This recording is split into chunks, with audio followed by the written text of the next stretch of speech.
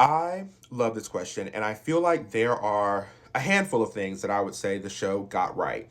Styles Stilinski and the entire Void style storyline, beautifully done.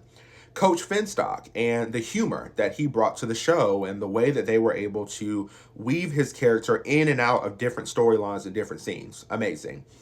The eventual involvement of the parents, specifically Sheriff Zelinsky and Melissa McCall, I like that they weren't obstacles to the plot or to the pack. They were actually super helpful in figuring out what was going on and helping them deal with the monster of the week. A more underrated one that I don't think a lot of people talk about is the music. I love the soundtrack of the show, and I feel like they did a really good job of pairing different music and songs to the scenes that we saw unfold on screen. But if I had to choose one singular thing that I think the show got absolutely correct, it would without a doubt be the casting. I feel like every single character was perfectly cast. Even the characters that I couldn't stand or felt like their stories were unfinished or went absolutely nowhere, I feel like the casting of those characters was flawless.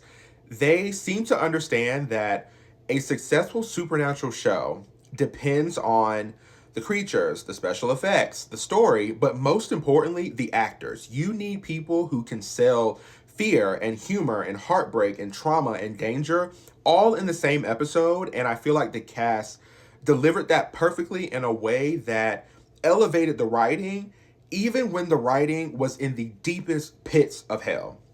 No matter how I felt about a character or how they were written, I couldn't see anybody but Tyler Posey as Scott McCall, or Dylan O'Brien as Styles, or Crystal Reed as Allison. I was not the biggest fan of Theo in the story, but Cody Christian was perfectly cast for Theo.